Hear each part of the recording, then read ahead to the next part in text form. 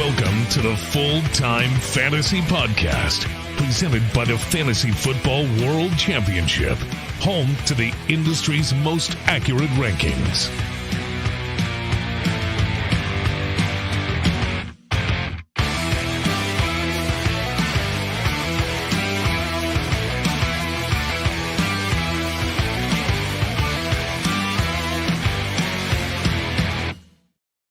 Oh, baby, oh, baby, oh, baby. Welcome to the Full-Time Fantasy Podcast. I am your host, Adam Krautwurst, your usual host tonight. And welcome to the show tonight. A special guest. I can't believe we haven't done this yet. The man at the Hulk Bets. Dave, what is going on, my friend? What's going on? Listen, I was hoping I'd get an oh, baby, oh, baby, oh, baby, and you didn't disappoint. Come on. Of course. That's how we got to start every show, you and I. You know what I'm saying? But thanks so much for coming on to talk, 2024 NFL draft winners and losers. This is going to be fun. This is the beginning of the fantasy football draft season, right? People are drafting before this. I usually draft before this as well, especially at the FFWC. But I know that now we can actually, put some players on teams and we can kind of have, talk with a little bit of purpose. Before we're drafting and talking, we don't really know what's going on, who's going to draft who, but now we can kind of dig into it, right? Yeah, I love it. I'm not a big pre-draft guy. I just think it's not in my repertoire. I don't have the skills like you do. So now, for me, it's a go. It's go time for me now. Word of the day, repertoire, brought to you by the Circa Las Vegas. Dropped it flawlessly too. Didn't hesitate, didn't stumble, didn't never do. I'm good. It felt good. That's right. They never do. So before we get started, Dave, talk to me a little bit about what you're doing in the Twitterverse. What you're looking to do here coming up here in the near future.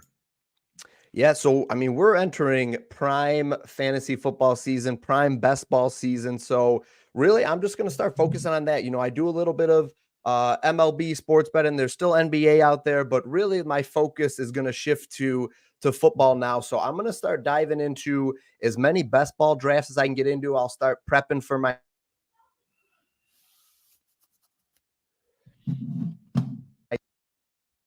I think we lost the young man. I don't know what happened there. But yeah, Dave's great. Dave's good with the sports betting stuff. Let me get rid of this thing here. Good with the sports betting stuff for Dave. Also is a big best ball guy. But we'll get him back on here. We're going to talk winners and losers of the draft this year. But hey guys, so don't forget, jump in these FFWC drafts coming up here. We got best balls. We got it's dynasty season, right? We got a bunch of dynasty drafts kicking off. There might be a couple of orphans still out there. Maybe if Scott's in here, he can jump in the chat. Tell us if we have a couple orphans laying around. But dude, listen, the FFWC is the best place to draft for sure. Live in Vegas. If you guys can make it out to Vegas this year, that would be amazing. The Circa Las Vegas Fantasy Championships. That's the mid stakes. We also have the high stakes. There isn't a better drafting experience in the world. And I've been to all of them. I travel. I go all over the country and draft. The best drafting experience is at the Circa with the FFWC. I've already got my tickets booked. I'm ready to go. I'm going out there Thursday to Monday. It's going to be really, really fun to get that going. So meet me out there in Vegas. Hopefully we'll get Dave out to Vegas. Hopefully we'll get Dave back in the show. We got you here, buddy. I thought an EMP went off or something. I swear, I think an EMP's gone off. I think everything powered down. Things were beeping. Lights were flashing. I was peeking out my window to make sure that the world wasn't about to end without me. I was all right. Holy smokes. Yeah. Welcome to Call of Duty. They dropped an EMP in the room. Yeah. Listen, it's a good thing that I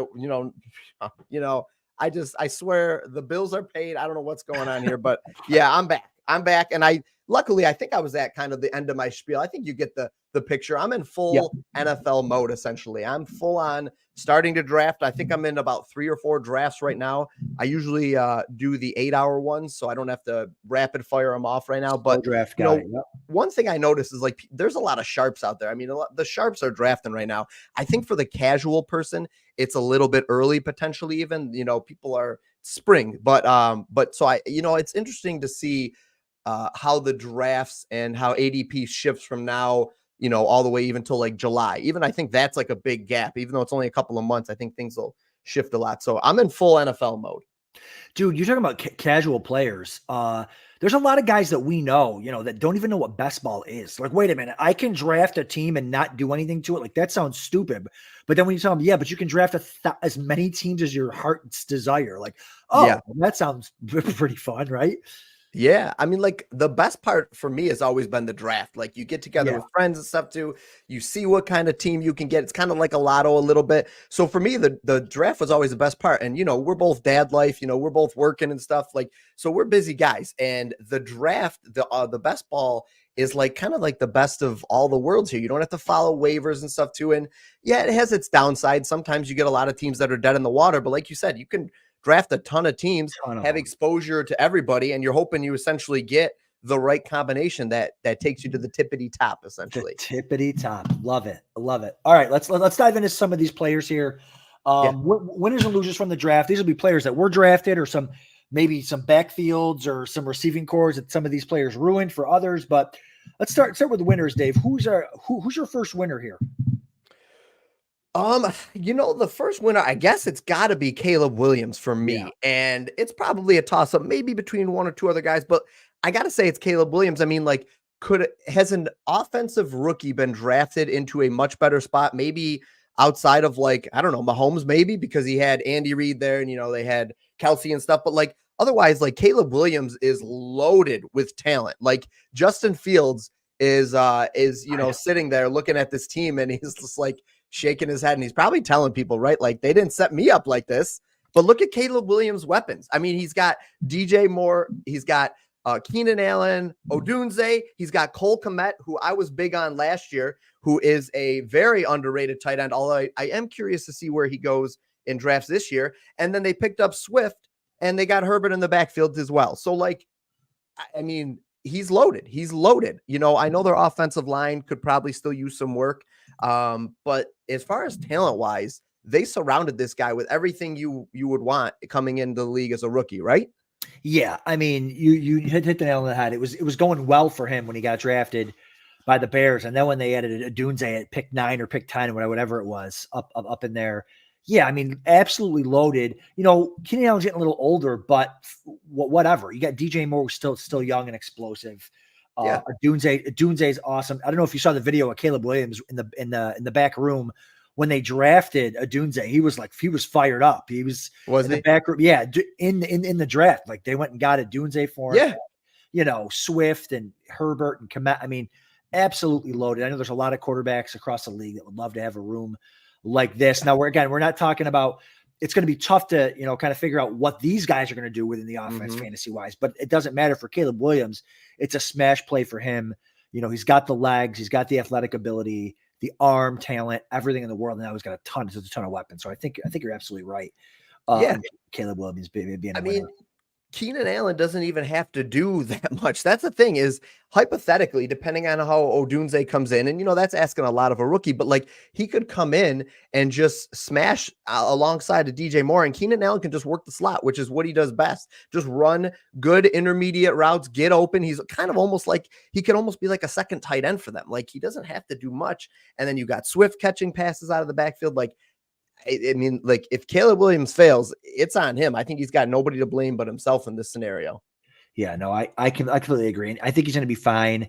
Rookies come in, look at Stroud last year. They can come in, and if they got the team around them, they can be successful. So, no, what do you think about Caleb Williams? Like, what do you think that? I mean, like, listen, Stroud is incredible, and Stroud was incredible last year. You could make the argument that Williams even has better weapons than Stroud had last year, but Stroud, I think, was a special talent. Do you think Caleb Williams could match that level, or do you see him coming in somewhere underneath Stroud?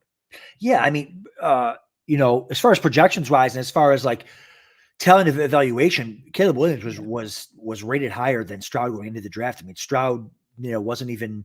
They didn't even know whether he was going to be picked 2 or 3 in the draft last year, whereas Caleb Williams was like, can't miss, no doubt. There's like zero knocks on Caleb Williams' physical tools. The knocks on him were he's a little bit weird as a dude, right? Like he wants part ownership, he paints his nails, like, what's going on? that type of thing. But if he can keep his head on straight, which I think he probably can, he's got all the talent in the world around him. You know, I think he can be really good. I mean, in dynasty startups, you know, or some dynasty rookie drafts, he's going 101, especially in Superflex. I mean, I guess if it wasn't Superflex, you could make an argument for Marvin Harrison Jr. But in Superflex, he's definitely going 101. And then in redraft, he's probably in the top 15, I would think, for quarterbacks, like 15, 16 because of the weapons. I have him right now. I'm looking at some of my projections. I got him 14th right now. So because again, the weapons are so good for him. Like, and he's got that rushing upside. Like, he could certainly duplicate what CJ Stroud did last season. Okay. All right. Listen, I agree with you. I don't know. For some reason, I'm like, I feel like Stroud was maybe a little bit of the anomaly. Like, we don't see a ton of rookies come in and have as much success as Stroud did, but you're right. Like, the comps, like, you put Caleb Williams above him. You're right. He was a clear-cut number one. You know, I know his senior season was maybe a little bit up and down. I don't know how much of that you would actually put on Caleb himself, but I agree. I think it's just like, does he have the head for it? You know what I mean? Like, does he have the right mindset of a quarterback, and does he have like a good support system around him and stuff like that too? You know, good friends, good family kind of thing that, you know, when your life dramatically changes, and I don't know what it's like, and you don't know what it's like. I imagine it's pretty great, but like all of a sudden you sign this huge contract, you're in the NFL and stuff. And, you know, like, does he have the people around him to keep his head on straight and keep himself focused and stuff? So it'll be interesting to see. I mean, I am a 3-time champion flag football quarterback. So I'm very, that's true. I have experienced the fanfare. You're aware of some glory. Of course, the glory, the fanfare that comes with it. All that fanfare. The signing of the jerseys. I mean, listen, with the NIL though and stuff too, these guys are getting a more of a taste of it in college too. So you could make that argument, but I agree. He's an odd dude. And like, how much of that, you know, translates to being, you know, just a strange dude in the locker room too. You know what I mean? So we'll see. I don't know. Listen, nobody's arguing that he's set up for success though with this team, and the weapons are phenomenal. You're right. Yeah, for sure. So, all right, moving on to one of my winners of the draft, the guy that I've kind of torn on, but he's definitely a winner. His name's wide receiver Keon Coleman for the Buffalo Bills. You know, he obviously went to a great quarterback there with a complete lack of weapons in that offense, right? We got Curtis Samuel, we got Khalil Shakir. I mean, those are the receivers that he's competing with there. Keon Coleman out of Florida State, drafted by the Bills. The Bills trade back twice and get him. The Bills lost 4 of their top five wide receivers. I forgot they have Mac Hollins this year, but there's just so many targets there to go around for the young man. I watched a lot of his, being a Bills fan, being from Western New York, I watched a lot of his interviews after the draft, and he just seems like a really cool, fun, down-to-earth guy. And so I think that'll fit in definitely with the Bills, the exact opposite of what Stephon Diggs was. Not down-to-earth, not, you know, friendly to everybody, but so I think the Bills have players that can make plays in the middle of the field. Khalil Shakir, obviously the stud young tight end Dalton Kincaid, but they need that outside guy, that outside presence to take over, where they lost Gabe Davis and Stephon Diggs, both of their outside guys. So I think Coleman's going to have the opportunity there. And Josh Allen said, I don't know if he handpicked Coleman, but the Bills consulted him on a lot of stuff, sent him film. He watched a lot of film and stuff like that. And he wanted to play with Keon Coleman. So I think he'll be at least as good as Gabe Davis was for them. He'll have those opportunities on the outside. And I think it's all comes down to him. It's kind of like the Caleb Williams thing. Like, if you're going to be good, like, it's all on you. Keon Coleman, man, if you're good, you got Josh Allen there that can get you the ball. He'll be successful. Yeah, no, I agree. I think this was a great pickup. Everything I've seen from this guy after he was selected for the draft, like, has been awesome. Like, he's turning into like an internet sensation for sure. He's got a great personality. He gets up from a press conferences and asks if he can have snacks. I mean, he's one of us, really. Like, he's one of us. He seems like an awesome dude, a great kid. I do think it'll really fit in well with that locker room. I think him and Josh will develop a quick friendship. Keon Coleman, I saw something like 214 or 220, something like that, targets vacated in the offseason by Stephon Diggs and Gabe Davis. I mean, like, that's massive. You're right. Like, he has all the potential in the world. I am probably a lot higher on him, maybe not than you, but then a lot of the other public, I think, from what I'm seeing, even in early drafts and stuff, like, I think that he fell into a phenomenal spot. And like you said, it's literally all on him. He could be as good as he wants to be in this setting, in this in this team. And you're right what you said, because I saw probably a similar thing on the Pat McAfee show. They had Bean on the other day, and they were saying that Josh Allen runs like 200 mock drafts before the draft and stuff too, like him personally, like he's running mock drafts and stuff. And so I don't doubt that he wanted to play with this guy and they handpicked him. I mean, we knew the Bills needed a receiver. We just didn't know when they would get him and who they would get necessarily. But I think they definitely got a good one with a great attitude. And yeah, 214, 230, whatever it is, some ridiculous amount of targets have been vacated. So even if he soaks up like a conservative half of those, like the sky's the limit for this guy in his first year. And, you know, the only thing I would say is that, you know, not a ton of rookie wide receivers go off and go crazy. Like the list is lower. Like it's usually second and third year, I think they say, for wide receivers. So how quickly does he pick up the playbook? You know, what's his football IQ? That I'll be honest and say I don't really know about him, but like, you know, listen, everything else you can say about him is great. I know I've seen a lot of comps to even my boy, you know, my fan favorite, Michael Pittman. That's kind right. of similar size, 6'4", big body, big frame. And I like what we've seen from him too. So, you know, you can't ask for him to be paired up with a better quarterback. So I think you got to be excited, and I'm excited to try to get some shares of him in both best ball and drafts this year.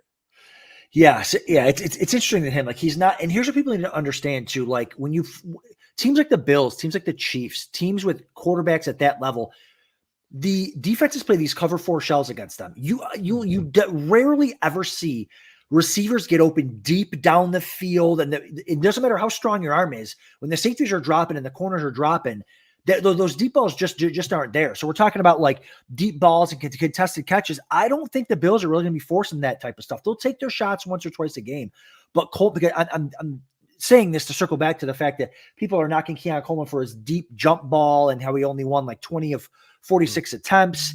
But I don't think they're going to use him in that way. I think he's going to be a red zone monster, you know, 6'3", 6'4", 213 pounds, going to be a red zone monster. So touchdowns is where he's going to get his bread and butter, but also those crossers, man, those deep crossers, those deep in routes with the yak ability, run after a catch.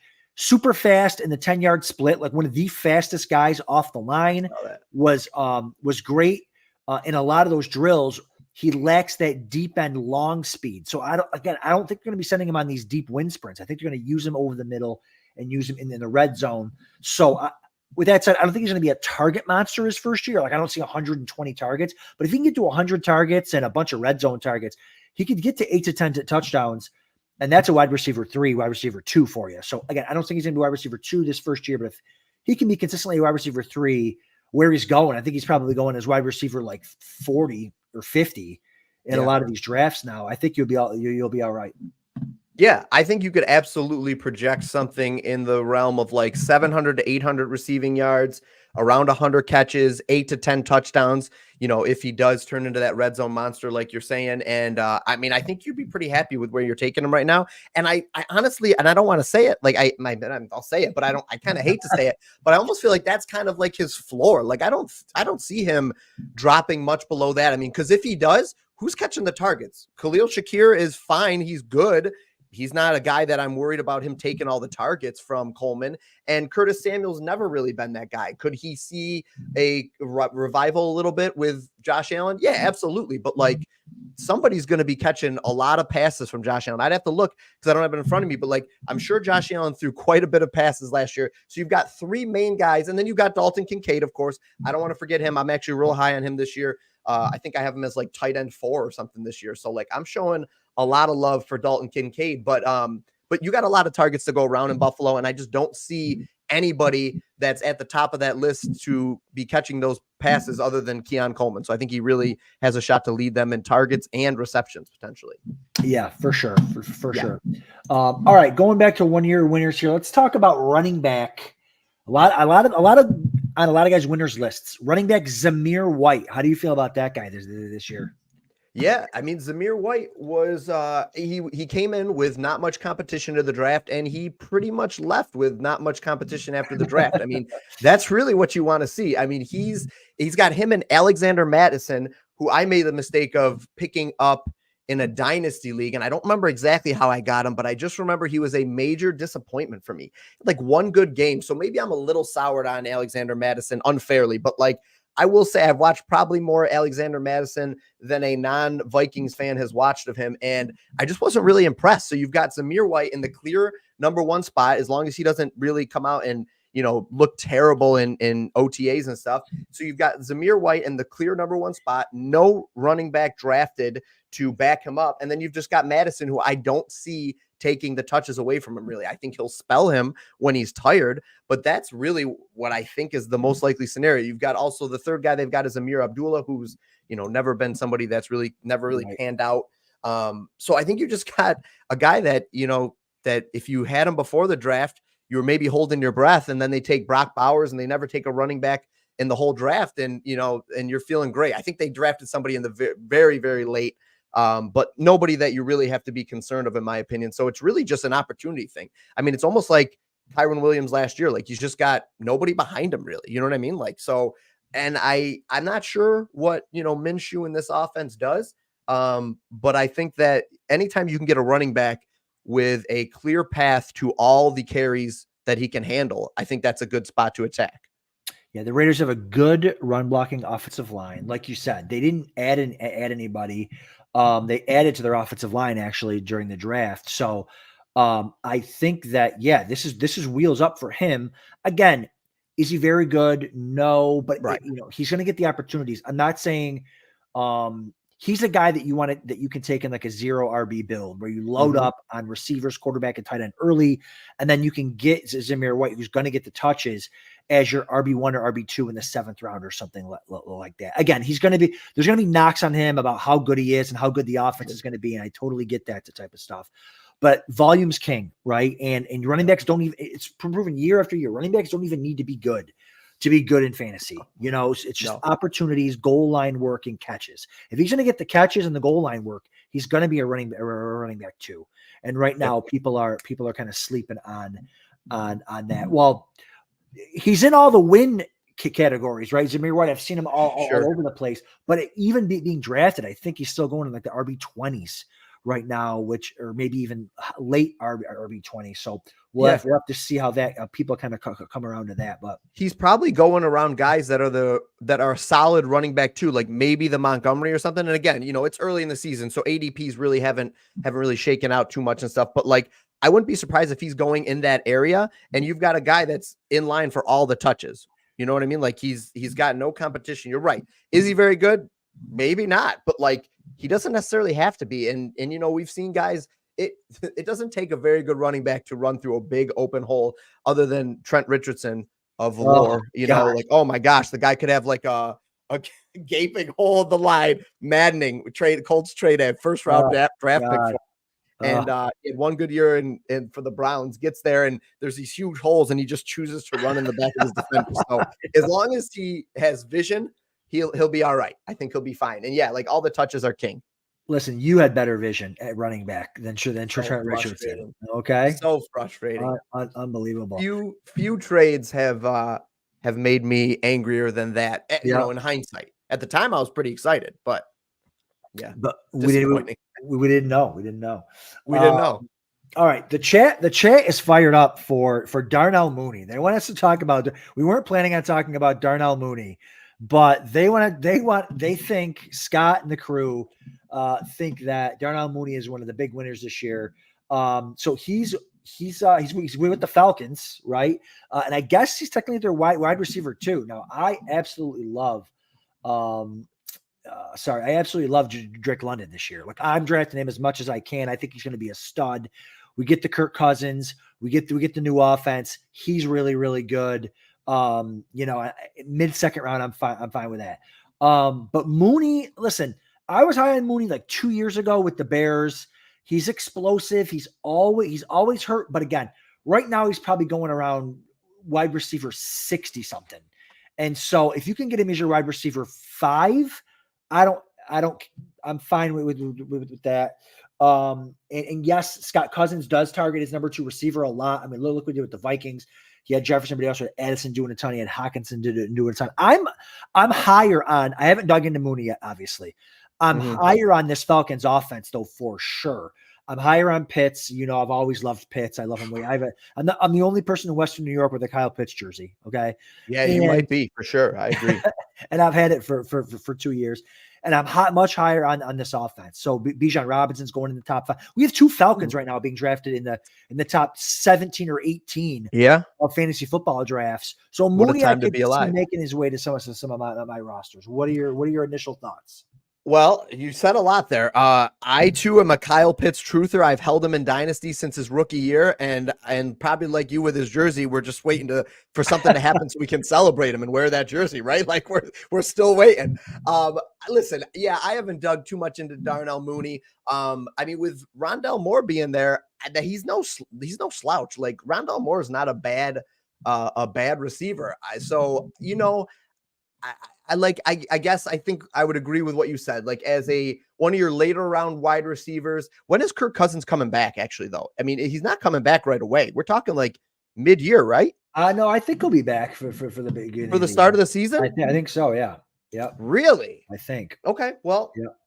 I mean, if he's back, I'm curious to see that. If he's back and he's healthy in the beginning, then, you know, I actually had some concern that if he wasn't going to be there to start, he misses all of camp and everything like that. If that scenario played out, now he's a veteran and stuff, I don't think it would take him too long. But like, listen, you've got Penix right there, and I'm not super high on Penix, but they obviously are taking him with the 8th overall pick, right? Like they obviously have confidence in him. I know you talked about him a little bit, and you know, you might have more to add to this, but like, they're obviously high on him. You don't take somebody with the 8th overall pick in the draft if you're not high on somebody. And it doesn't take much in this league. A 36-year-old coming off of a torn ACL and ACL or Achilles. Achilles, I think. Achilles, yeah. Yeah. So a 36-year-old coming off a torn Achilles. I mean, all it takes is for Kirk to either not be ready or not do well, and Michael Penix to come in and tear it up. And you know, guys lose their jobs over less. That's all I'm saying. So if he's here the start of the season, I think that offense clicks pretty well. I'm kind of torn on Drake London. You might have to sell me a little bit more. I think the talent is there. I just, you know, we haven't seen it yet. So it's like, you know, are you going based off the fact that we thought the talent would be there even more last year? And I get it. Like quarterback play is going to make a big improvement for him. But I think Mooney's fine. I wouldn't be aching to get him, but if you're doing a lot of drafts, I definitely try to have some exposure to him, especially if you guys feel a little bit stronger about him than we do. If you think that this is a good scenario for him to pop off, then I would definitely look to take him in a late round as like one of those filler spots. Yeah, I'm never going to knock a receiver as your 6th receiver. You're set. Sure. There's no, you know, best ball, Darnell Mooney, fine. Again, I got to dig into this offense a little bit more, but I love the offense. I love quarterbacks like Kirk Cousins. By the way, he will be back for the beginning of the season. Wow, okay, that's what they're saying. Okay. Couple things to go off of what you said. I love quarterbacks like Kirk Cousins, where all of the fantasy points are coming from his receivers down the field, right? It's not like your guy Anthony Richardson, right? Yeah. He's a fantasy feast, but he takes a lot of the points from other guys. He's getting rushing scores, he's getting rushing yards.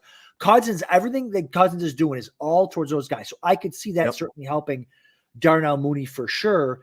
And also, you know, Penix, you brought up Penix. If something does happen to Cousins, it's nice having – how many times do you lose your receiver? Perfect example. I had so much freaking – I'm glad Scott's in the chat.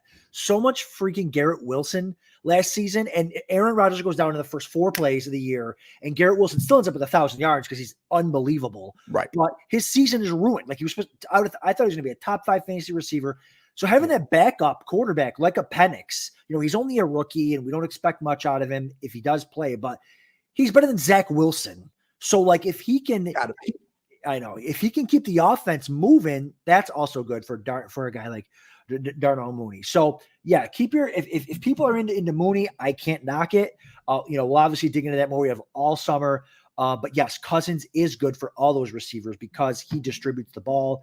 And I'm interested to see kind of how the offense works, but. Yeah, I don't disagree. I thought he was going to be out a little longer. Maybe it's because of his age and when he got hurt last year and stuff. But listen, guys are coming back from injuries faster than ever, even if you're an old 36-year-old man like me. I mean, like I'm 36. I'm like, man, Achilles, like he's coming back already. But good for Kirk. I love Kirk. I think he's a good guy and stuff. I definitely think you make a good point that he doesn't take away anything with his legs. So everything he gets is through with his arm down the field and stuff. So that's definitely a positive. And you got to think that like if what he did, I don't know, it's just Darnell Mooney's never topped 450, 500 yards. So that's my only thing is like, okay, what's a realistic expectation for him? Maybe 650, 700 yards, probably max, unless Darnell Mooney's got something that we just haven't seen before, which is totally fine for a wide receiver 5, 6 or whatever. Cause at that point you're just filling in essentially, and you're hoping for those. It depends on what format too, but you're just filling in for your top receivers. And if we're talking best ball, then I won't argue many picks with best ball, because you're really just hoping for those couple of weeks where he pops off, catches 2 long deep balls, and that's Darnell Mooney. So best ball, man. Yeah, I'm with you guys on Mooney, because like a person like that is the perfect kind of guy you want for best ball in the late rounds. And you're stacking at that point. Like you don't even care who the player is. The name, nothing matters. You're like, all right, I need Falcons and I need Saints. They got the week 17. I'm making this up because the schedule's not out yet, but they got the week 17 matchup. I have Falcons, I have Saints, Darnell Mooney, fine, Rashid Shaheed, fine. Like it doesn't even matter at that point. So I think and I'm into the Falcons offense. So I think Mooney might end up accidentally on a lot of my teams because I'm stacking in these best ball to tournaments. And I've got, maybe a Bijan in the first round and maybe like a Cousins later on. Pitts, I'll be targeting Pitts. So listen, super interesting.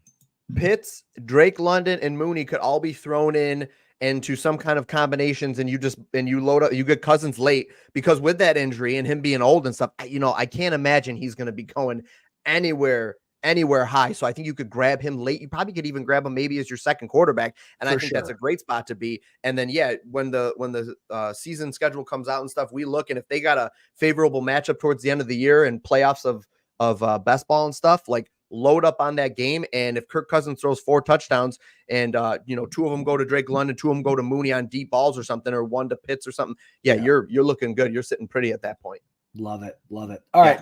Moving on to just some more winners, and then we'll get to the losers. But I got, a guy near and dear to your heart, quarterback Anthony Richardson as a winner here. Completely agree. What are your thoughts on Richardson and the Colts offense this season? Oh man, listen, where do I begin? I could dote on this team all day. My heart was broken last year with Anthony Richardson getting such a small sample size. But when he was there, I saw a stat that he was averaging like 0.22 fantasy points per play or something crazy. And he was number 1, again, totally small sample size, but he was number 1 for the time he was out there. So I was super high on him, literally heartbroken, man. Like my best ball season could have looked a lot different last year if he didn't get hurt, because he was my first or second highest drafted quarterback. And I was high on him. I was getting him in like the 9th round. And for some reason, nobody was fighting me for him. So I was just scooping up as much as I could. But now they go out, they got 2 offensive linemen in Tanner Bartolini and Matt Gonclaves, I think it is. And both are studs, though. Everything I read about them is nothing but positive about these guys. Just big, huge farm boys, essentially, that just move bodies, and very good technique for what I saw for Tanner. And I think Gonclaves is a little bit more raw and stuff, but they said like the size is there. So you get some guys and just solidify that line, either both for now and in the future. And then I skipped right over him, but Adonai Mitchell, who, listen, I'll be honest and say that I didn't necessarily have a favorite wide receiver. Everybody liked the top 3 guys. I wanted Marvin Harrison, of course, because Colts lore. I mean, I got, Bob Sanders back here and stuff too. I got to get a Marvin poster, but it would have been great to get that legacy pick. It didn't happen. I was a little sad. I'm happy with everything I've seen about Adonai Mitchell. We've talked about character a little bit, and I know that the Colts GM came out and talked a little bit in favor of Adonai Mitchell's character and stuff too. I do think he's a little bit of a diva potentially. However, what I will say is I kind of want a little diva out of my wide receiver. I'll be honest. I want that guy that's got a little swag, that's like, I'm the best guy out here every time I step onto the field, because a lot of times, you see these guys that score the touchdowns, they're just beating their chest with their pointing to their jersey. And, you put Himothy on the back of your jersey, you get it. You gotta be that guy a little bit to be that. I think a part of that comes with the territory. Like if you want to be that top dog, you got to have that top dog mentality a little bit. And I think this guy's got it. And then not to mention, the intangibles, the speed, the hands. He had the lowest drop rate in college football with anybody that caught like 50 plus passes or something. So like, I'm all sold in. And I like Pittman. I'll say this and then I got to stop my rant because you got me on the Colts, but I'm actually not as big of a Pittman guy as other people. I think that he's a phenomenal number 2. Personally, that's what I think. I know he's their number 1. I think he's high up on the list because of the productions there, the targets are there, the catches are there, all the above. But I think he's actually a phenomenal number 2. So if Adonai Mitchell has the chance to come in a couple of years, within 2 to 3 years, and be that number 1 and develop with Josh Downs too, Jelani Woods is back, man, I love it. I think Anthony Richardson's another guy who's set up for success. And if we're just talking about him, don't forget about his incredible legs that he can just sprint down the field with, a la Josh Allen, a little bit of like a Josh Allen, Lamar Jackson kind of mix here. So Anthony Richardson's an alien. That's what I'll say. I absolutely love Anthony Richardson. I had him everywhere. I had him everywhere last year. Love him. He's a guy I'll be targeting again this year. Yeah, but what about the injuries? He's injury prone, maybe. But I'm not going to turn down those fantasy points per game. I mean, like you were saying, the 0.26 points per play. I'm going to draft him, and then I might draft a quarterback a little bit higher than I normally would as my QB2. But I'm not passing up Anthony Richardson.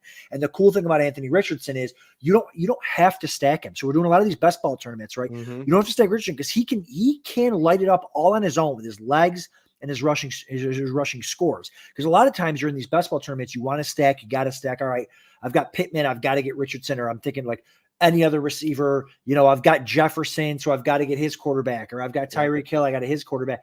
With Anthony Richardson, man, you can leave him alone. You don't have to stack him, or you can stack him with A.D. Mitchell or Michael Pittman or Jonathan Taylor. I love stacking him with Jonathan Taylor. Oh, it's the best. I was just going to say 30 rushing touchdowns between the freaking two of them, right? So yep. I really like that. I really like this Colts offense. A.D. Mitchell, I know we're talking about Anthony Richardson, but A.D. Mitchell, interesting about him is because, I was obviously dove into a lot of the receivers in this offseason. He was a diva, but a lot of it, I guess he has type 1 diabetes, and he wasn't really taking his medication. And so when he didn't take his medication, he was like kind of a jerk and tough to be around. But when he was on his meds, he was wonderful and coachable and all that type of stuff. So if they can keep somebody on this guy to take his meds, you might have another Michael Pittman Jr. on your hands over there. So listen, he's more of a burner though, right? Like he's more of a burner a little bit. Like I think he's got some good speed. Yeah, he's more of a burner than Pittman, but I still think he's a really good route runner. Like I think he's a savvy, he's not as tall as Pittman, obviously 6'5", 6'4", but yeah, I mean, this Colts offense is poised, right? They got those two linemen that you were bringing up to really hit it there. Tanner Bartolini, the Paisan from Wisconsin, those dudes eating a lot of pasta, right? That down there. But yeah, no, I mean, this Colts offense, I love that they play in a dome. I look at stuff like that, man. For a lot of these late season, you don't want these games to die fantasy points wise because it's cold out or it's snowing out. He plays in a dome. I like that too. So listen. One other thing I'll add to it, I love Shane Steichen. Love him as a coach. Dude, I think that you saw the collapse of the Eagles last year, partially, at least maybe even halfway of their offense, the downslide of their offense was because Steichen was gone. I really do think that, like, from what I've seen with him, I love him. I'm a believer in him. And I think that you could also potentially look at the schedule. And I'm very curious to see how it goes, but I think you could get like a Colts Houston matchup late in the season too, and probably in like our fantasy playoffs and stuff, where you could look to stack that game. And I agree with you 100%. Like I actually almost prefer not to stack him, and that way you can just watch Anthony Richardson in all his glory, just watch him do what he does, and you don't care where the touchdowns are coming from because he's going to have a hand in it. But I think my favorite stack is what you said, and my favorite stack might just be to take him and Jonathan Taylor and then just get all the touchdowns. So yeah, I think there's a lot of different ways you could take it, but I'm hopeful as a Colts fan, man. And I'm hopeful for this year. We'll see. Yeah. Ready to have my heart broken again. Well, God, you're talking to a Bills fan. Stop it. I know. Yeah, you guys know. You get it. And you're always there to greet me at the door of heart. Gotten better, I think. I've gotten better. We try to say that there's been room for growth. You and I now have a mutual understanding about the Bills that I think that we're in a good place. I understand that you're going to have your blind loyal fandom, and I get it now. So I kind of let like 70% of it just, go in one ear and out the other. Right. And then the other 30% I take deeply to heart. That's what That's right. Perfect. Fine. All right.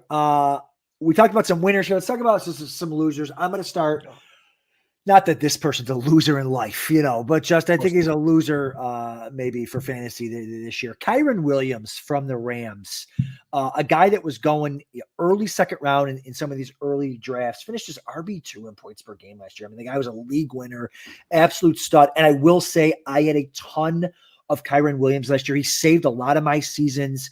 I was happy to have him. He was great, and McVay absolutely loved him. But then McVay turns around and drafts Blake Corum, who's like a Kyren Williams clone out of Michigan, tough, short, physical, can catch, all that type of stuff. It reminds me of you, Dave. You know what I mean? Tough, short, physical, like Hulk back, man. You know what I mean? The Hulkster over here. And so I think, listen, I'm not saying Corum's going to come in and be the guy. I'm not saying they're going to come in and split 50-50, but a lot of Kyren Williams kind of production last year came on. He averaged 21.3 points per game, but he was on the field for 77% or more of the team's offensive snaps. It was all volume. He was getting all the catches, all the rushing yards. So I think Kyren Williams is still draftable, and I think people will start to see as the summer goes on, the spring goes on, that Blake Corum's a thing there. And once he falls a little bit, I'm not taking him right now where he's going in the second round. But if he can fall to the third, maybe end of the third, and I've said this before, a lot of times it's better for running back. We don't want guys like Kyren Williams getting 25 to 30 touches a game. They're not going to last. And he didn't last last year. He got hurt last season for the 3 or 4 weeks. So there is something to be said, addition by subtraction of touches. Like if he goes from 25 touches a game where he's getting hurt, or the chance of him getting hurt is greater, down to 18 touches a game, but now he's there for every single week. Now that's a different story. So, but I still don't think that drafting a guy like Blake Corum, I mean, listen, we're giving kudos to all these other running backs that they didn't draft anybody for, right? So when you go ahead and draft Blake Corum, we got to go ahead and ding you for that. So I'm a little bit off the Kyren Williams second round pick ADP right now. Yeah, I think that you brought up a good point. Because I was curious to see your thoughts on, do you want to be taking him now? Because I'm not really sure where he's been going, or do you want to wait and see? So I see that you want to try to see if he settles out. You said like third or fourth round or something, right? Like I think that that's fair. We just don't know how it's going to shake out. And I can't remember the guy. Who was the guy that Kyren took over for? Because there was somebody else there that was the guy. And then Kyren took over from him. Yeah, I'm drumming. He fell out of favor, and I can't think of his name. It was like 2 years ago. He fell out of favor. I'm sure somebody in the chat knows. He fell out of favor with Sean McVay. I think he came in and maybe fumbled or something, but like he fell out of favor. And next thing you know, Cam Akers. Cam Akers. Yeah. That's right. Yeah. Cam Akers was the guy. I remember going into that season, we thought he was the starter. And then he fell out of favor with Sean McVay, and McVay never looked back. And it's like, yeah, see, Eric Richards got it. Scott's got it. Yeah, you guys got it. Listen, but that's the same scenario. So we know Sean McVay has no problem hurting somebody's feelings. And, we saw one really, really great year from Kyren. So I think you're right. You got to ding him a little bit, because even if he goes from 77% being on the field to, 65%. I mean, that's not insignificant, especially what Blake does with his touches. Like, I mean, he comes in and lights it up. You drafted this guy in the first round. You're going to try to keep both your running backs healthy by resting them both as much as possible. And one's getting a little bit gassed. They're coming right off. Whereas before, Kyren was out there taped ankles and all and stuff. So I think you're right. Like you can't help but draft, but ding him a little bit. Maybe it's probably smart to wait and see where he is, and then try to get him later. But, listen, to be fair too, everybody else, or a lot of other people might be thinking the same thing, kind of a la Rashee Rice right now. Like you never really know where it's going to settle out with him. Right. Obviously completely different scenarios, but still, like you got to see where he settles in. So I definitely want some shares, but I think I was a little bit nervous about him because I bumped him down to like a maybe RB7. And that's not so, I mean, that's a little bit of a knock against Kyren, but it's also like there's a lot of guys in good spots this year too. So I agree with you. I'm a little bit nervous about him. Taking a second round pick just for Blake Corum halfway through the year to be taking a significant amount of carries from him is not where I want to be. So I agree with you completely on that. Yeah, for sure. And that's what I'm saying too. I mean, and the other thing is, this is a topic for a whole nother show, but man, running backs are kind of creeping back up to where they used to be. Like half the first round, we got McCaffrey, Breece Hall, Bijan, are all taking up that, like the first 5 picks, 3 of the first 6 picks is like the old days. Then you got JT, Barkley, Kyron, Gibbs, Achane, all going in the second round. So there's a lot of options there is what I'm saying. I would much rather have Barkley. I'd much rather have Gibbs. I'd much rather have JT than Kyron Williams. And then maybe we can start discussing Kyron Williams in the third round for sure. And, and I will say quickly, it's an opportunity here too for Blake Corum, like in 0 RB builds. And I love, I'm fine with doing 0 or hero RB builds where you kind of maybe take one running back and wait. Kyron Williams showed you what Blake Corum could do with an injury to Kyron Williams. If Kyron Williams gets hurt and you get Blake Corum in the freaking 10th, 11th, 12th round, Blake Corum can absolutely be an RB1. Blake Corum was more highly regarded coming out of college than Kyron Williams was. Everyone told you Kyron Williams at Notre Dame, he stinks. He's slow. Yep. He's not very good. And all of a sudden he's a league winner. He got hurt last year, his rookie year, and he's a league winner last year. So as much as I'm kind of fading Kyron right now at the price, I'm all in on Blake Corum as my RB5 and kind of, I know we don't hope for injuries, but crossing our fingers that he gets that opportunity and he can absolutely smash. So those are the type of picks I like to get because Kyron showed you last year what Corum could do this season. Yeah, absolutely. I completely agree with you. Like that's happened. I feel like it almost happens once a year that a guy, a prolific guy gets hurt and somebody steps up and that's the guy you want on your team to be the league winner. And like you said, like Kyron had a ton of touches last year and he already showed that he was getting hurt a little bit. If something similar happens and he's out 6 weeks or something, again, not that we ever want to hope that, but if that happens and Blake Corum comes in and plays well, next thing you know, Kyron comes back and he's eased into it. And now they're in like a 50-50 split. And you've got a guy, late round that's in a 50-50 split who's obviously talented and stuff. So that's definitely a sharp read, I think.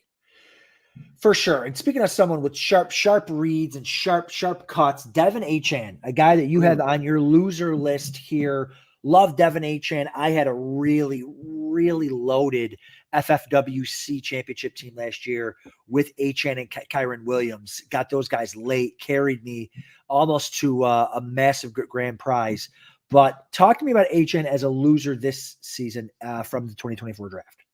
Well, listen, first off, let me just say that you're a freaking stud. Let me just say that because having the two of those guys and taking it almost to the end, like that's impressive. I think, listen, I was an Achane lover as well in best ball, at least. Again, I don't know if I would have had the boldness that you had taking him in like a league that you're in, but like for best ball, perfect scenario, a speedster guy, boomer bust guy's going to get like a 50-yard run for a touchdown, came in, got a ton of touches. Always battled Mostert though. Like he was always, and Mostert did great. I don't know. He turned back the clock or something. Mostert had a phenomenal year last year. And I think if Mostert could have just had a mediocre or a year like the rest of his career, I think Achane takes over and is like runs away with that team. But, Mostert was playing well all season. So he was always at his heels. So they were definitely, and I don't remember exactly how it shaked out, but like, I think they were in somewhat of like a split, I would say.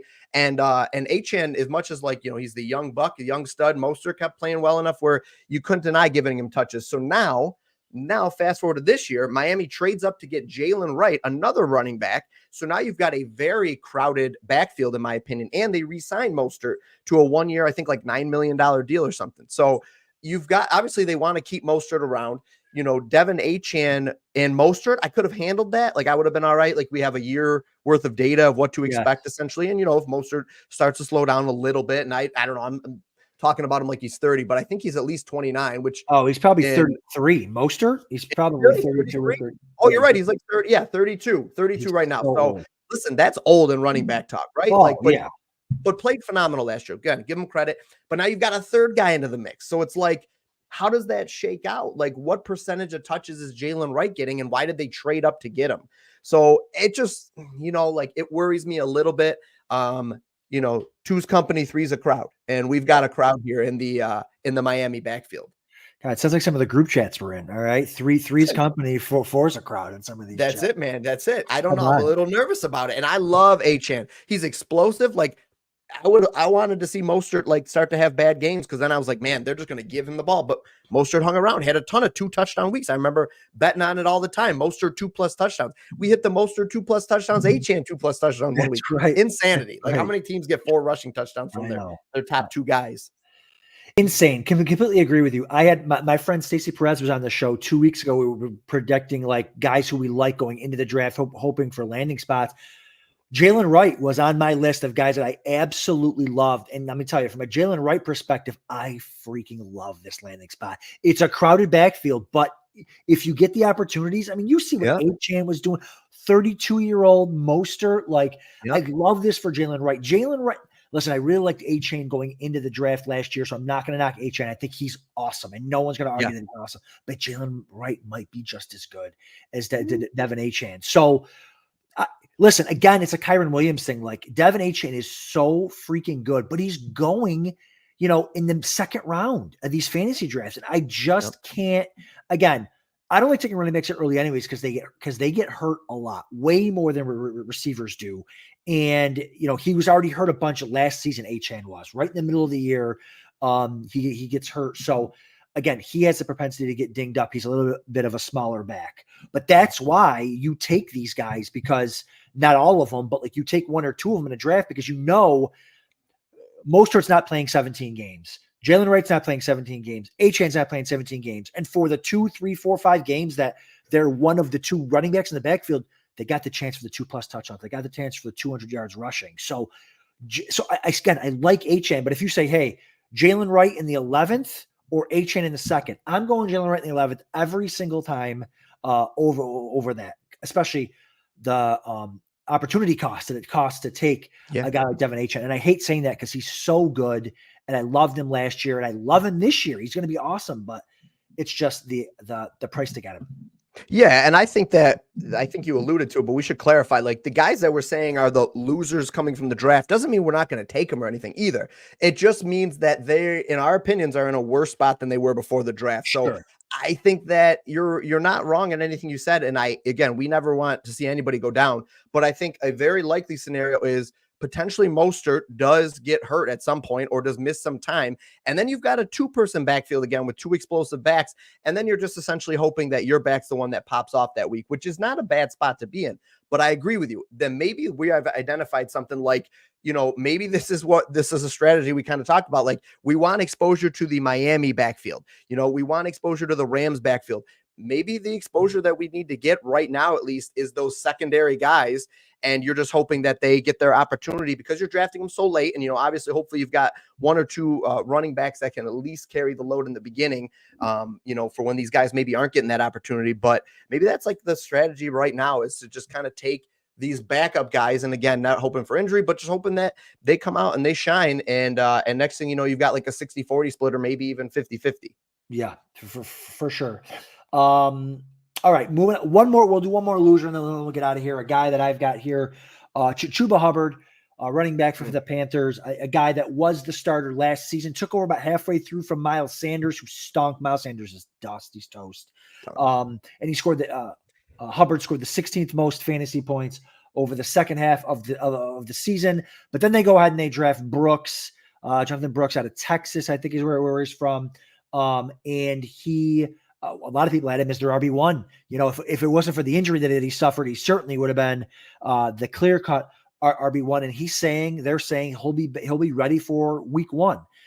So again, we got to see how that all plays out. But if Brooks is there week 1, he's more talented than Chuba Hubbard is. And again, not that we hate Chuba Hubbard, but he went from the starter to probably the backup over the course of the 2024 NFL draft. So a guy that I would not be drafting as a starter right now. But again, an injury away right now in my mind. Brooks is the starter. If Brooks goes down, or Brooks maybe he could end up on the pup, something like that, then maybe you move Chuba Hubbard up the rankings. But I think he was certainly a loser from the 2024 draft.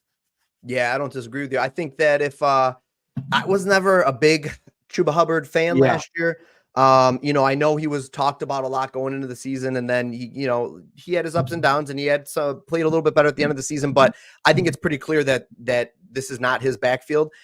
So then that's my personal hot take, maybe, or maybe it's not. But like, I agree with you. I think that it's only a matter of time before Brooks is the starter here, and you see that Hubbard is spelling him. So I think that if you draft your team in a way where for whatever reason you need somebody solid to begin the season with, maybe Hubbard is safe in that regard. But if you're looking for Hubbard to win you the league at the end of the year, I just don't see him being that guy. So I agree with you. Yeah, Todd in the chat says he doesn't see Brooks being ready for the first half, and maybe, I've heard nothing but positive things about it. So again, it's a little bit early, and if they do put him on the pup, it's a whole different story. But Sure. But either way, it's better that they would have not drafted anyone, than especially Brooks, than had Chuba Hubbard there all by himself. So, so that would have been nice for him. But yeah, maybe the best case scenario, to Todd's point, then, if that happens and he misses literally like half the year, is there's a good chance maybe they just ease him into it. They don't want to rush him back or whatever. Maybe it's not worth it. This team is probably not doing great, really. So, at that point, Hubbard could be a really good pick at that point. So you just have to see how it shakes out. But I think if Brooks gets the opportunity and he can get healthy, like, he's going to take over this backfield pretty quickly. And that's a really good point. The Jets did this with Breece Hall. They kind of eased him in after the injury. And again, they're not the Panthers are not going anywhere, right? I mean, they have a young quarterback who I don't think is very good.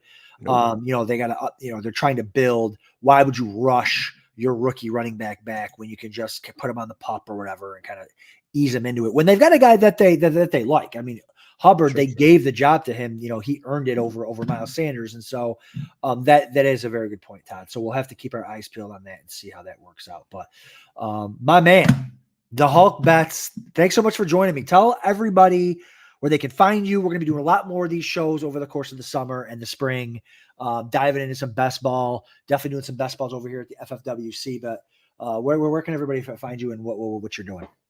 Yeah. So basically, I'm just on Twitter and YouTube at The Hulk Bets. You could find me on either one of those. But yeah, reach out to me on Twitter. Let me know if you guys want Adam and I to do some more of these shows. We were talking pre-stream that we're going to be doing, that we're interested in doing more too. So yeah, let us know what you want to see and stuff. And I definitely think that you're going to be seeing more of us do some stuff together. So appreciate you having me, Adam. This was fun, dude. I'm glad we were able to do this. This was so made it happen. You made it happen, my friend. Finally. So we'll have to discuss the next one over the golf course or something, or maybe at the expo. You going to the FF Expo this year or what? I'm in. I got a booth. I'm in. I went all out, basically. I'm trying to get on a panel. We'll see. Listen, Scott, Scott, get me down there. I'll go on a panel with Dave. Come on, that's it. You know what I mean? Are you coming? Are you going to lock it in? Listen, I got you don't have to say it. Yeah. I'm not putting you on. I don't want to put you on. Listening is the one. Hold on. I just talking about my Vegas trip while you took a 30-second hiatus during the middle of the show. I talked about my Vegas trip coming up, but for the drafts. But I'll be all over the country talking fantasy football this year. I've been to the Expo the last 3 years. I love it. I will probably be there, even if it's on your couch in your hotel room. You're welcome anytime, buddy. Anytime. You can take the bed. I'll take the couch. I love that. I'm a consummate host. I love that. But all right, guys. Hey, everyone. Thank you so much for joining us. I will be back next week with another guest. And thanks, Jay, for joining me. And we'll see you guys next week.